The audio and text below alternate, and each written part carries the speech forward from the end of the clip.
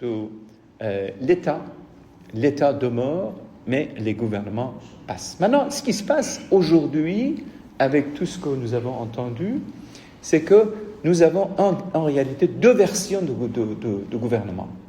Deux versions. Version libérale, version keynesianisme.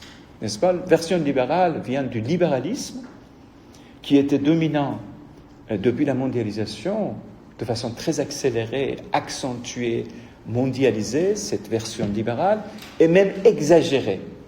C'est-à-dire que le libéralisme de l'époque de la mondialisation, ça devient néolibéralisme.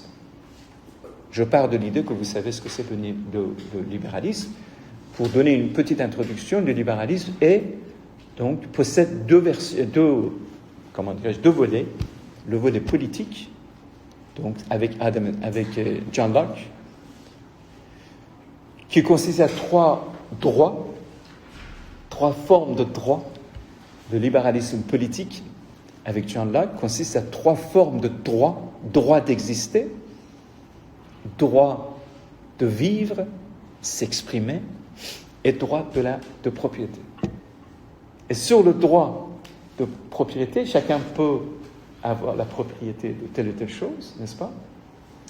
Il y a le débat entre les socialistes du XVIIIe, XIXe siècle et les socialistes et marxistes qui rejetaient la propriété privée et les libéraux qui voulaient avoir une part dans le capitalisme. Avant le libéralisme, nous avons une période qui s'appelle mercantilisme. Tout ça, c'est documenté. Dans le premier Day One, quand vous allez dans la plateforme, j'ai mis des documents pour tout ce que je viens de dire. Donc, je ne dis pas dans l'air, je ne pars pas dans l'air. D'accord, vous allez voir. Peut-être qu'il y a des choses qui manquent, par exemple le mercantilisme. Peut-être qu'il y a une vidéo que je vais vous envoyer. Mercantilisme, c'est une période avant le libéralisme, avant Adam Smith, qui consiste à l'idée des États forts, des gouvernements puissants forts, qui allaient, avant la colonisation,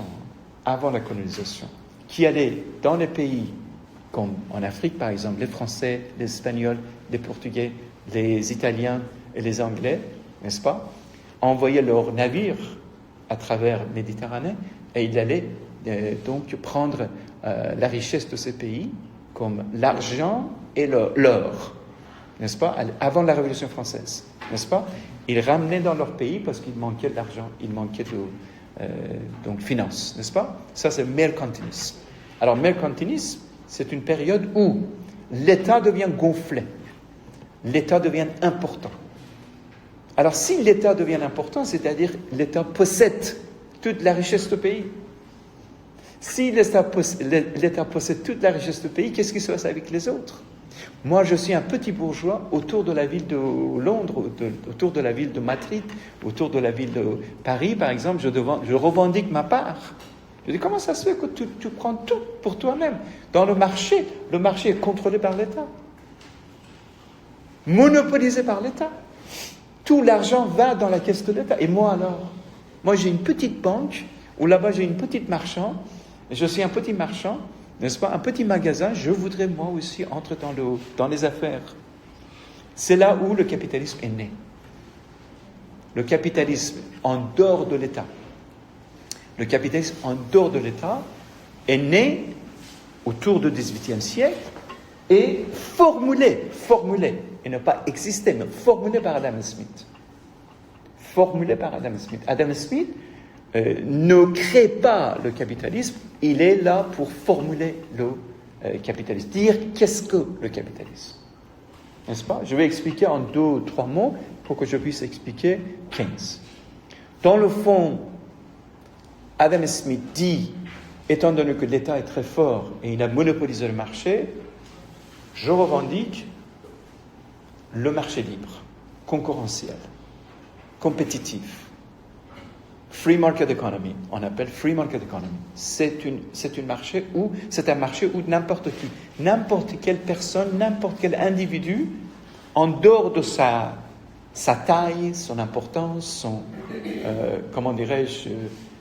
sa race, la couleur de ses yeux, peut entrer dans le marché. N'est-ce pas?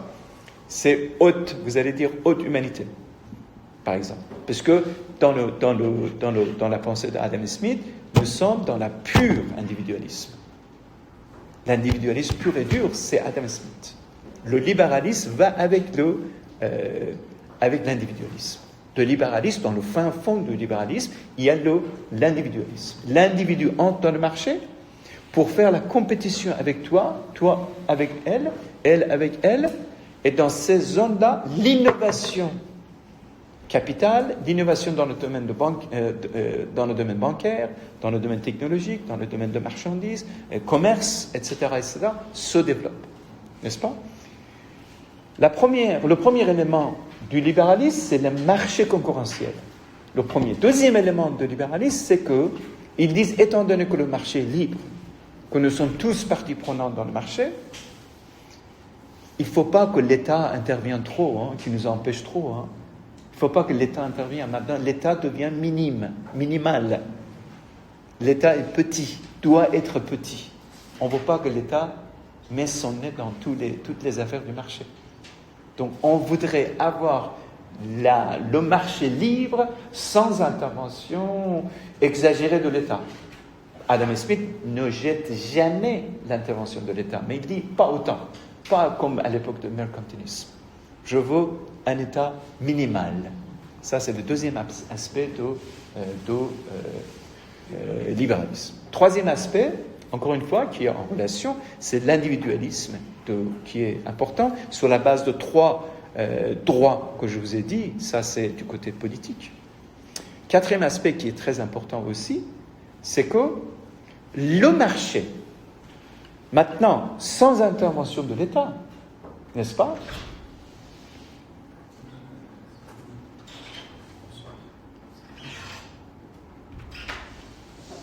Donc le marché sans intervention de l'État, c'est-à-dire que c'est un marché, n'est-ce pas, qui...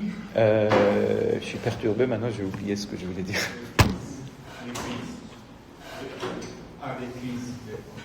Oui, non. Je voulais dire par là que finalement le marché, ici dans ce cas-là, ça nécessite un minimum de règlement.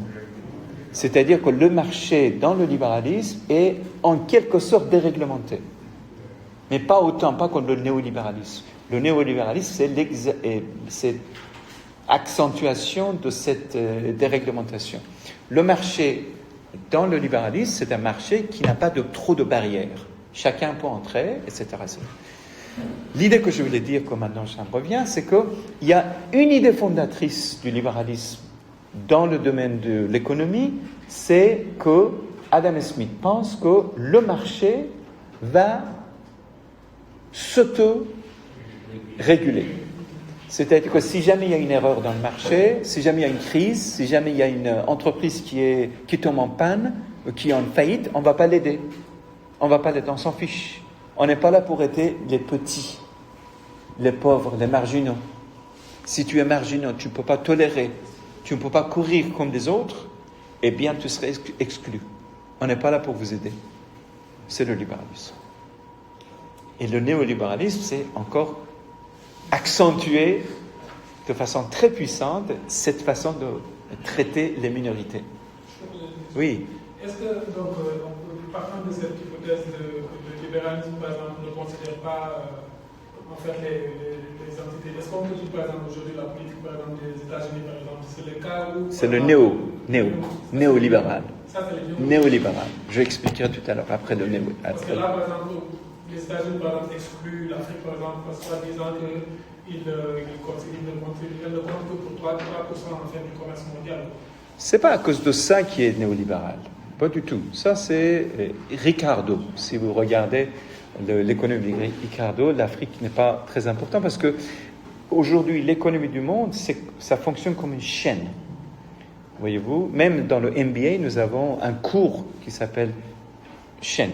Comment la production d'une iPhone ou d'une automobile, comment ça a été fait? Tu ne peux pas dire que le Toyota fabrique tous les morceaux. chaque morceau vient d'un pays, sous forme d'un chaîne. C'est la raison pour laquelle l'économie est tellement... C'est dans un système tellement... Voilà, supply chain, oui. Tellement connecté que s'il y a une partie qui tombe en panne, l'ensemble du système tombe en panne. Donc ça, c'est encore autre chose. La raison pour laquelle il ne vient pas vers l'Afrique, c'est autre chose. Aujourd'hui, ils viennent. Aujourd'hui, vous avez vu, Macron, aujourd'hui même, a dit l'Afrique est important. Bon, enfin, c'est pas important. Maintenant, le libéralisme, encore une fois, donc, on va dire que du côté de Adam Smith, fonctionne comme un marché libre qui est en mesure de auto-corriger, auto-réguler, n'est-ce pas? Mais le problème, c'est que le libéralisme économique, pour rester juste dans le domaine de l'économie et ne pas parler trop de la politique, c'était dominant pendant un certain nombre d'années jusqu'à la révolution 17 de octobre. Et après 17, évidemment qu'il y avait donc des mutations politiques en Allemagne, et l'Allemagne aussi était au seuil d'une révolution avec Spartacus, avec le mouvement de Rosa Luxembourg. Et toute la tentative de la droite extrémiste en Allemagne de 1920 jusqu'à 1933, c'est d'empêcher que les communistes prennent le pouvoir en Allemagne.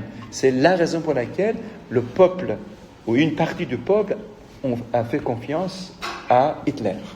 Hitler arrive au pouvoir en 1933 par la voie démocratique, soi-disant démocratique, mais quand il y avait, après la Première Guerre mondiale, il y avait la Deuxième Guerre mondiale, n'est-ce pas? Est-ce que vous me suivez? Ça va? Suis-je clair ou je vais trop vite? Si je vais trop vite, vous pouvez m'empêcher et demander de réexpliquer.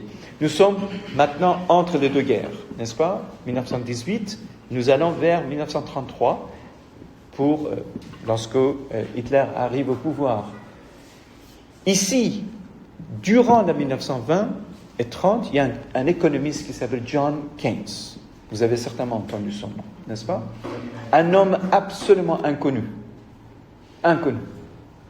Jusqu'à 1945, il n'était pas très, connu ou présent. Quand il y avait la Deuxième Guerre mondiale, ça commence, et la fin de la Deuxième Guerre mondiale en 1945, n'est-ce pas?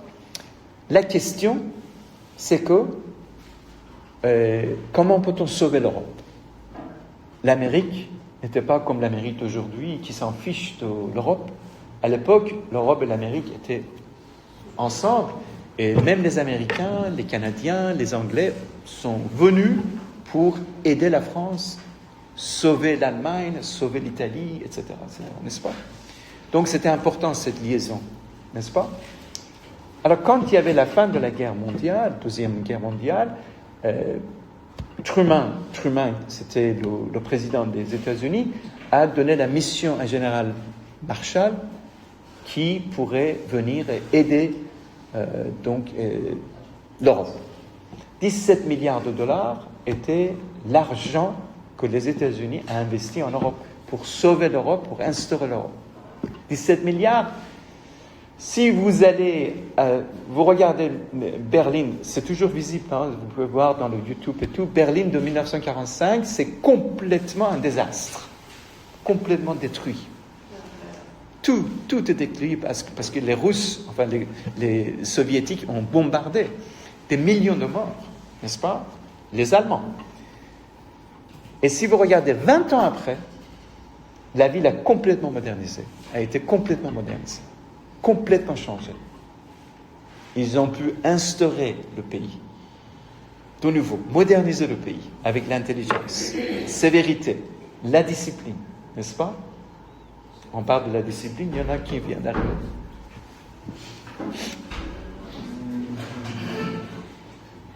« 17 milliards.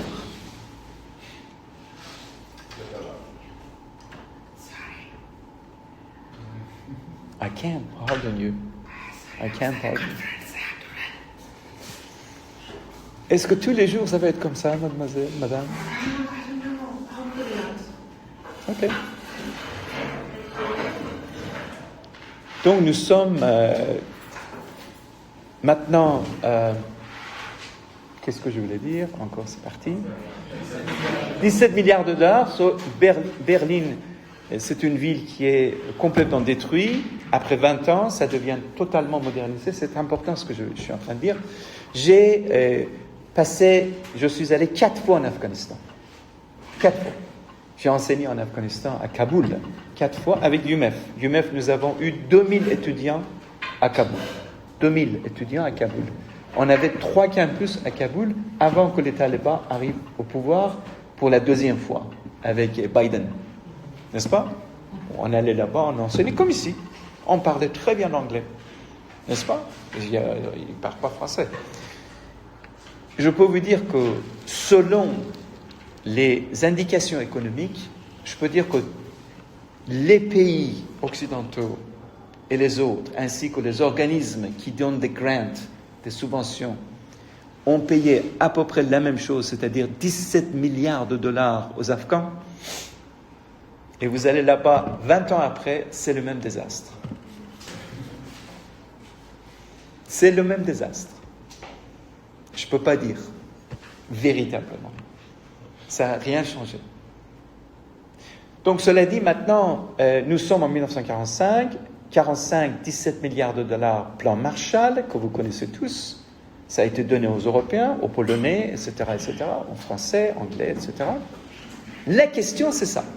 Si on suit le plan de Adam Smith, n'est-ce pas?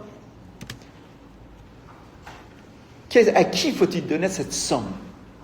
Les Américains sont là, on regarde l'Europe, on dit à qui faut-il donner cette somme de 17 milliards de dollars? Faut-il donner aux États? Nous sommes des libéraux. Ou faut-il donner au secteur privé? À qui? Il n'y a pas de secteur privé. Tout est détruit. D'ailleurs, on ne peut pas faire confiance au secteur privé. Ils étaient tous en partie. Ils ont trahi l'Europe et la démocratie et l'humanité pendant la Deuxième Guerre mondiale. Bon, allez, entrez. C'est ça? Non? Il ne peut pas entrer, il ne peut pas. Il attend la pause. Et donc, dans ce cas, ils ont donné à l'État, selon le plan de Keynes. Maintenant, je vais introduire Keynes. Pourquoi Keynes est venu comment dirais-je, sa théorie a été revalorisée pendant la Deuxième Guerre mondiale, après sa mort. Parce que quand il est mort, donc, il n'était pas, encore une fois, très connu. Il est devenu connu après la Deuxième Guerre mondiale. Il y a un concept qui s'appelle welfare state. Vous voyez, c'est écrit ici. Welfare state. Ce sont des États-providence. Écrivez bien État-providence, c'est-à-dire État de bien-être en français. État de bien-être, n'est-ce pas? État-providence ou welfare state, ce sont des États, suivant le plan de John Keynes, qui doivent intervenir dans le marché, contrairement à ce que Adam Smith disait. Pour faire quoi? Pour faire plusieurs choses. D'abord, contrairement à ce que Adam Smith disait, Keynes, d'abord, est un libéral. Ce n'est pas un communiste ou socialiste. Contrairement à ce que Donald Trump disait que Keynes, le système de Keynes, le système d'Obama, c'est communiste socialiste. Pas du tout. Pourquoi Keynes est un libéral? Parce que Keynes croit à la concurrence libre, marché libre, l'individu, l'individualisme. Il ne dit pas communauté, il dit l'État. Monsieur parle de la communauté. La communauté est plus petite, l'État est plus grand. Juste pour vous rappeler. Et qu'est-ce qu'il dit Keynes? Il dit que contrairement à Adam Smith qui voudrait réduire les règlements dans le marché, Keynes met en place des règlements dans le marché. N'est-ce pas? Contrairement à Adam Smith qui voulait réduire l'importance de l'État dans le marché pour superviser, contrôler, etc., Keynes pense qu'on a besoin de l'État pour superviser. N'est-ce pas? Et l'État vient, pour Keynes, pour fixer les prix et pour aider le chômage. Donc, il y a 2 objectifs importants. Pour ces 2 objectifs importants, il a besoin de l'État un peu, pas l'État stalinien, confondez pas, ce n'est pas un État de Staline qui possède tout le marché. Parce que dans le système de Staline, de communisme, il n'y a pas de propriété privée. Or, pour Keynes est un libéral, il y a la propriété privée, il y a la valorisation de l'individu, mais il y a l'État aussi. Donc c'est une combinaison entre Adam Smith et certaines idées de Rousseau qui donnent l'importance à la communauté, à la société, en quelque sorte à l'État, qui pourrait superviser, guider, contrôler le marché. Pourquoi ? Parce que dans le système de Adam Smith, il y a l'idée de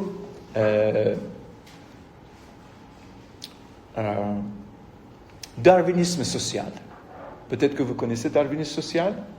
Darwinisme social, c'est quoi ? Darwinisme, tout le monde connaît Darwin. Darwin étudie les animaux, la vie des animaux. Sélection naturelle. Il dit naturellement, parce que les animaux travaillent sur la base des instances, l'instinct. Il n'y a pas de règles, il n'y a pas de raison, il n'y a pas de rien, il n'y a pas de limitation, n'est-ce pas ? Sur la base des instincts. Donc Darwin pense que celui qui continue à exister, c'est celui qui peut perdurer dans ce conflit, le conflit de plus fort avec de plus faibles. Dans ce conflit, celui qui a des muscles plus forts, qui peut courir plus vite, celui qui peut résister plus vite, n'est-ce pas ? Qui peut résister, il va continuer à survivre, n'est-ce pas ? Alors maintenant, il y a des philosophes anglais qui ont intégré cette philosophie de l'existence dans la vie sauvage des animaux dans la société. Ils disent que la société aussi, c'est comme ça, c'est la droite extrême, si vous voulez. Et ils disent que les sociétés sont comme ça aussi. Si tu es fort, tu vas rester dans le marché. Si tu n'es pas fort, donc tu es petit, marginal, et tu vas être en dehors du marché. Il n'y a personne qui viendra te aider. Il n'y a personne qui viendra t'aider. N'est-ce pas ? Donc ça, c'est le néolibéralisme. Le néolibéralisme, tel que j'ai tenté d'expliquer, c'était un État faible, très réduit à un certain nombre d'éléments, comme par exemple la monnaie, la police, l'armée, la frontière. C'est ça l'État. Pour le néolibéralisme, c'est uniquement tout ça. Et un marché pratiquement déréglementé. Il n'y a pas de règlement. On fait ce qu'on veut. C'est la vie sauvage, n'est-ce pas ? Tu investis en Bangladesh. Aux États-Unis, tu payes par exemple $20 de l'or, $15 de l'or aux ouvriers. Tu vas à Bangladesh, tu payes $1 de l'or. Tu fais ce que tu veux. Il n'y a aucun État qui survit, qui supervise. Il n'y a aucun État. Tu fais ce que tu veux. C'est la vie sauvage, non ? C'est la vie sauvage. Donc, c'est le néolibéralisme. Mais avant le néolibéralisme, quand il y avait la Deuxième Guerre mondiale, encore une fois, je reviens sur Keynes, j'espère que vous ne confondez pas.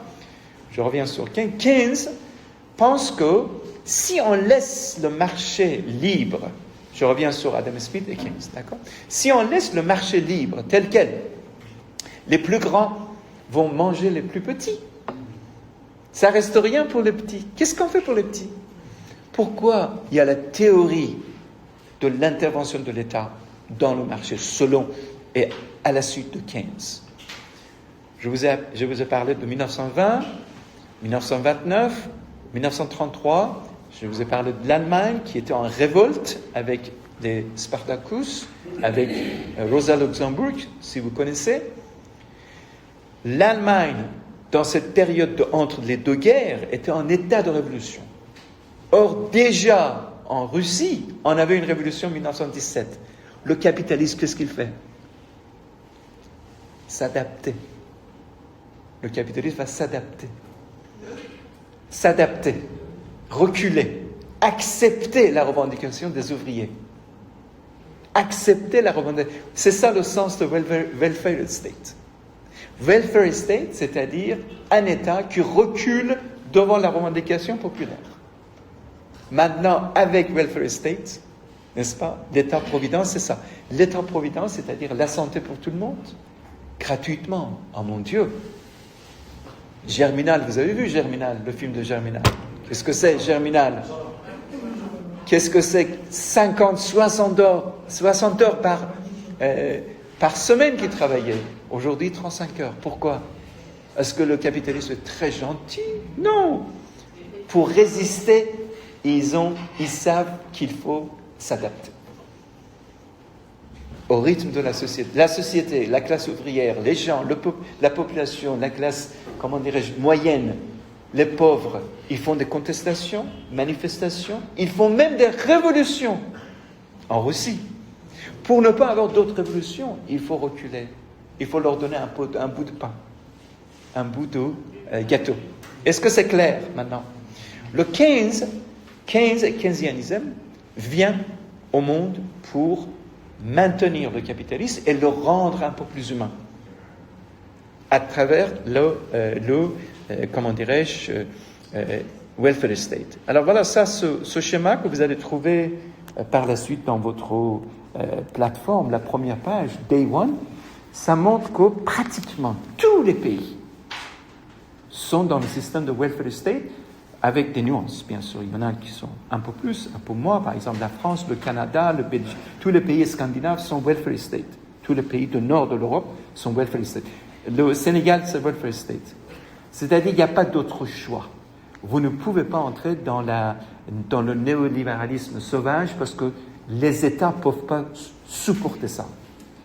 Dans d'autres termes, il n'y a pas d'entreprise privée puissante comme aux États-Unis.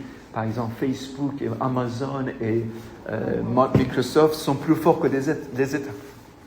Il n'y en a pas ici. Donc l'État doit intervenir. Nous sommes dans l'optique de keynésianisme. Nous sommes dans cette optique avec des nuances. Parce qu'il n'y a pas un modèle universel de l'économie. L'économie s'adapte en fonction des besoins de la société. Chaque société, chaque mentalité, chaque culture nécessite un plan d'action différent. D'accord?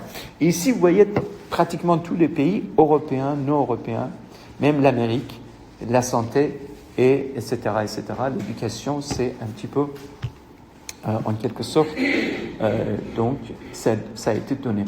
Maintenant, je sais qu'il y a une pause pour